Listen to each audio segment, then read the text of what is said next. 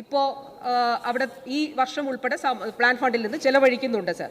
അതുകൂടാതെ HDSൽ നിന്ന് 31,72,822. സർ, ഇവിടെ കാണേണ്ടത്, ഇവിടെ പരാമർശിക്കപ്പെട്ടത് ഞാൻ ഇവിടെ പറഞ്ഞതുപോലെ മൂത്രാശയക്കല്ല് പൊടിക്കുന്നതിനുള്ള ഫ്ലക്സിസ്കോപ്പ് എന്നുള്ള ഉപകരണമാണ് സർ. അത് സ്കീമുകളിൽ ഉൾപ്പെട്ട രോഗികൾക്ക് സൗജന്യമായി ലഭ്യമാക്കുക, രോഗികൾക്ക് HDS വഴി അത് ലഭ്യമാക്കും. അപ്പോൾ പുറത്തു വാങ്ങുന്നതിനേക്കാൾ കുറച്ചുകൂടി സബ്സിഡൈസ്ഡ് റേറ്റ് കോൺട്രാക്ട് അനുസരിച്ച് അത് ലഭ്യമാക്കും. ഈ ഉത്തരത്തിൻ്റെ ആദ്യ ഭാഗത്തിൽ അത് പറഞ്ഞിട്ടുണ്ട് സർ. സ്വകാര്യ മേഖലയിലേക്ക് പോകുമ്പോൾ അത് മാർക്കറ്റ് റേറ്റിലാണ് രോഗികൾ വാങ്ങിക്കേണ്ട സാഹചര്യം ഉള്ളത്. അത് ബില്ലിൻ്റെ കൂടെയാണ് അവർക്ക് ലഭ്യമാകുക. അപ്പോൾ ഇവിടെ സൗജന്യമായ സ്കീമുകളിലൂടെ ലഭ്യമാകുന്നുള്ളത് ഉറപ്പാക്കുന്നുണ്ട് സർ. അതോടൊപ്പം തന്നെ പേഷ്യൻസിന്റെ എണ്ണത്തിൽ ഒരു കാര്യം കൂടി പറഞ്ഞിട്ടുണ്ട്. ബഹുമാനപ്പെട്ട അംഗം പറഞ്ഞു, രോഗികളിൽ നിന്ന് ഇപ്പോൾ ഹൃദയ ശസ്ത്രക്രിയയുടെ കാര്യം പറഞ്ഞു സർ. ഇപ്പോൾ കാർഡിയോളജിസ്റ്റുകളുടെ ഒരു സംഘടനയുടെ സംസ്ഥാന സമ്മേളനം നടന്നു, പ്രൈവറ്റും സർക്കാരും സർ. സംസ്ഥാനത്തെ 3 മെഡിക്കൽ കോളേജിലാണ് ഏറ്റവും കൂടുതൽ കാർഡിയോളജിക്കൽ ഇന്റർവെൻഷൻ നടക്കുന്നത് sir. Kottayam medical college, Thiruvananthapuram medical college, Kozhikode medical college sir. 2021 ഈ സർക്കാരിൻ്റെ ആദ്യ വർഷം സൗജന്യ ചികിത്സ തേടിയവരുടെ ക്ലെയിം 2.5 ലക്ഷമായിരുന്നു സർ. 2024 മാത്രം ജനുവരി മുതൽ ഡിസംബർ വരെ നമ്മൾ കണക്കിലെടുത്താൽ 6.5 ലക്ഷം പേർ സൗജന്യ ചികിത്സ സംസ്ഥാനത്ത് തേടിയിട്ടുണ്ട് സർ. ഇതാണ് വ്യത്യാസം. അത്രയും പേർക്ക് അതോടൊപ്പം സർ സൗജന്യ ചികിത്സ നൽകുന്നതിന്റെ കണക്കും നമ്മൾ താരതമ്യം ചെയ്താൽ ഈ ഒരു വലിയ വ്യത്യാസം കാണാനായിട്ട് സാധിക്കും.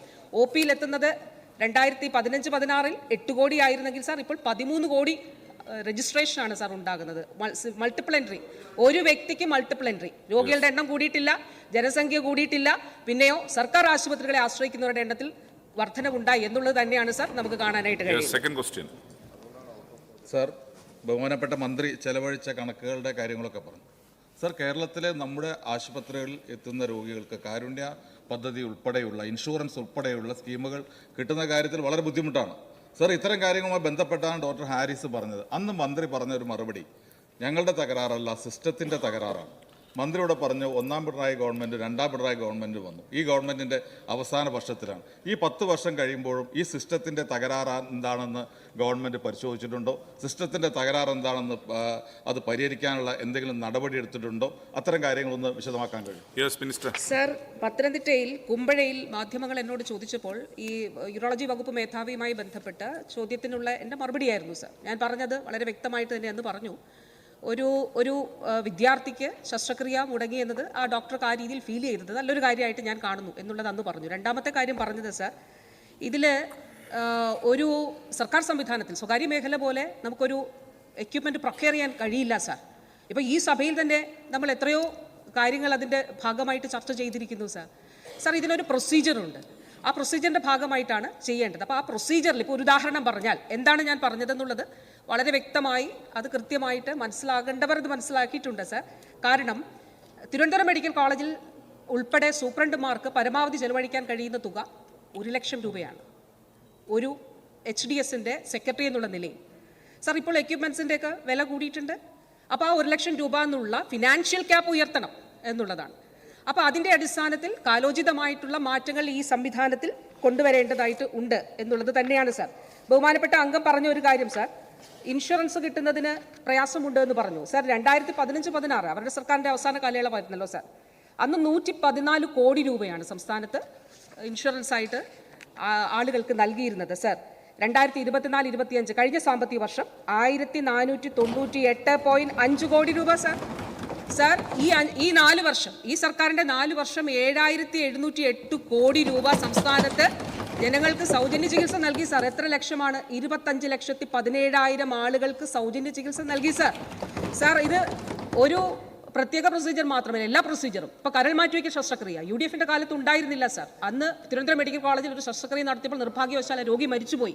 പക്ഷേ ഇന്ന് തിരുവനന്തപുരം മെഡിക്കൽ കോളേജും കോട്ടയം മെഡിക്കൽ കോളേജും ഉൾപ്പെടെയുള്ള മെഡിക്കൽ കോളേജുകളിൽ വിജയകരമായി സൗജന്യമായി, പരമാവധി സൗജന്യമായി അല്ലെങ്കിൽ മിതമായ നിരക്കിൽ കരൾ മാറ്റിവയ്ക്കൽ ശസ്ത്രക്രിയ നടക്കുന്നുണ്ട് സാർ. ഹൃദയ മാറ്റിവയ്ക്കൽ ശസ്ത്രക്രിയ ഇപ്പോൾ എറണാകുളം ജനറൽ ആശുപത്രി രാജ്യത്തെ ആദ്യത്തെ ജില്ലാ ആശുപത്രിയാണ്. ഹൃദയ മാറ്റിവയ്ക്കൽ ശസ്ത്രക്രിയയ്ക്ക് ലൈസൻസ് ഉള്ളതാണ് സാർ. സാർ, മജ്ജ മാറ്റിവയ്ക്കൽ ശസ്ത്രക്രിയ, കരൾ മാറ്റിവയ്ക്കൽ ശസ്ത്രക്രിയയുടെ പറയുമ്പോൾ സാർ സ്വകാര്യ മേഖലയിൽ 40-45 ലക്ഷം രൂപയാണ് സാർ. അതാണ് സൗജന്യമായി നൽകുന്നത് സാർ. ഈ മാറ്റം കേരളത്തിന്റെ ആരോഗ്യ മേഖലയിൽ ഉണ്ടായിട്ടുണ്ട്. ഒരു കാര്യം കൂടി sir, national statistical survey office NSSO നമ്മൾ ഗൂഗിൾ ചെയ്ത് നോക്കിയാൽ അത് കാണാൻ സാധിക്കും sir. Out of pocket expenditure കേരളത്തിൽ കുറഞ്ഞിട്ടുണ്ടോ? അതാണല്ലോ ഏറ്റവും പ്രധാനപ്പെട്ട കണക്ക് sir. Sir, out of pocket expenditure national statistical sample സർവേയുടെ ഓഫീസിന്റെ റിപ്പോർട്ടിൽ പറയുന്നത് സാർ 2016 ഗ്രാമീണ മേഖലയിൽ 17,054 രൂപ. ഞാൻ പറയുന്നല്ലോ, നിങ്ങളുടെയൊക്കെ ഫോണിൽ ഇന്റർനെറ്റ് കണക്ഷൻ ഉണ്ട്, അതിലൊന്ന് സെർച്ച് ചെയ്താൽ കാണാം. നാഷണൽ സ്റ്റാറ്റിസ്റ്റിക്കൽ സർവേ ഓഫീസ് ഗ്രാമീണ മേഖലയിൽ 2016 17,054 രൂപ, നഗരമേഖലയിൽ 23,123 രൂപ. സാർ, 2024 റിപ്പോർട്ട് എത്രയാണെന്ന് അറിയാമോ സാർ? ഗ്രാമീണ മേഖലയിൽ 17,000 എന്നുള്ളത് ഔട്ട് ഓഫ് പോക്കറ്റ് എക്സ്പെൻഡിച്ചർ 7,000 കുറഞ്ഞു, 10,929. നഗരമേഖലയിലെ 23,000 എന്നുള്ളത് 10,000 രൂപ കുറഞ്ഞ് 13,140 രൂപയായി. ഇതാണ് ഇടതുപക്ഷ സർക്കാർ കേരളത്തിലെ ആരോഗ്യ മേഖലയിൽ നടത്തിയിരിക്കുന്ന interventions. Shri IC Balakrishnan. Sir, ഈ കാരുണ്യ ആരോഗ്യ സുരക്ഷാ പദ്ധതിയുടെ ഭാഗമായി നിരവധി പാവപ്പെട്ട രോഗികൾക്ക് സൗജന്യമായ ചികിത്സ കൊടുക്കുന്നു എന്ന് പറയുമ്പോൾ ഇവിടെ അനിൽകുമാർ MLA സൂചിപ്പിച്ചതുപോലെ പല ആസ്പത്രികൾ അത് നിഷേധിക്കപ്പെടുകയാണ്. കാരണം അന്വേഷിച്ച് പറയാൻ കഴിഞ്ഞത് കേരളത്തിലെ വിവിധ ഹോസ്പിറ്റലുകളിൽ കാരുണ്യ ആരോഗ്യ സുരക്ഷാ പദ്ധതി ഇൻഷുറൻസ് പദ്ധതിയുള്ള ഹോസ്പിറ്റലുകളിൽ 1,500ഓളം കോടി രൂപ ഗവൺമെൻറ് കുടിശ്ശിക കൊടുക്കാനുണ്ടെന്ന് അറിയാൻ കഴിഞ്ഞത്. അത് അങ്ങയുടെ ശ്രദ്ധയിൽപ്പെട്ടിട്ടുണ്ടോ? ഈ പ്രശ്നം പരിഹരിക്കാൻ അങ്ങ് നടപടി സ്വീകരിക്കുമോ? Yes minister. സാർ, ഞാൻ പറഞ്ഞു 4 വർഷം 7,708 കോടി രൂപ സംസ്ഥാനത്ത് സൗജന്യ ചികിത്സ നൽകിയിട്ടുണ്ട്. അതിൽ ധനവകുപ്പ് ഇപ്പോൾ കഴിഞ്ഞ ദിവസവും 92 കോടി രൂപ, അതിൽ നമുക്കിനി ശേഷിക്കുന്ന കുടിശ്ശിക ഓരോ വർഷവും നൽകിയാണ് ധനവകുപ്പ് പോകുന്നത്. കഴിഞ്ഞ ദിവസവും 92 കോടി രൂപ നൽകിയിട്ടുണ്ട്. ശേഷിക്കുന്ന തുക ധനകാര്യ വകുപ്പ് മന്ത്രി തന്നെ നിർദ്ദേശം നൽകിയത് നൽകിക്കൊണ്ട് പോവുകയാണ് സാർ. സാർ, ബഹുമാനപ്പെട്ട അംഗത്തിൻ്റെ മാനന്തവാടിയിൽ നൂൽപ്പുഴയിൽ കഴിഞ്ഞ ദിവസം നീതി ആയോഗിൻ്റെ വൈസ് ചെയർമാൻ വന്നിരുന്നു സാർ. സാർ, അദ്ദേഹം അവിടെ കുറിച്ച് വെച്ചിട്ട് പോയൊരു കുറിപ്പുണ്ട് സാർ. അദ്ദേഹം പറഞ്ഞത് മഴ എൻ്റെ ഇവിടേക്കുള്ള സന്ദർശനത്തെ മുടക്കിയില്ല എന്നുള്ളതിൽ ഞാൻ സന്തോഷിക്കുന്നു. കാരണം ഇത്തരത്തിലുള്ള ഒരു ആരോഗ്യ കേന്ദ്രം സന്ദർശിക്കാൻ എനിക്ക് കഴിഞ്ഞതിൽ ഞാൻ അഭിമാനിക്കുന്നു. ഇവിടുത്തെ എല്ലാ ക്രമീകരണങ്ങളിലും ഞാൻ സംതൃപ്തമാണ് എന്നുള്ളതാണ് പറഞ്ഞത്. ബഹുമാനപ്പെട്ട അംഗം ഒപ്പം ഞാൻ അവിടെ സന്ദർശനം നടത്തിയിട്ടുണ്ട്.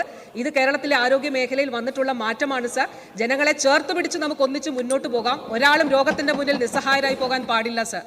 ലോകത്തെവിടെയായാലും ഏത് സമയത്തും 24 വാർത്തകളും ഓഗ്മെന്റഡ് റിയാലിറ്റി പാക്കേജുകളും എക്സ്പ്ലെയിനറുകളും വിശദമായി കാണാൻ ഞങ്ങളുടെ യൂട്യൂബ് ചാനൽ നിങ്ങൾക്ക് സബ്സ്ക്രൈബ് ചെയ്യാം.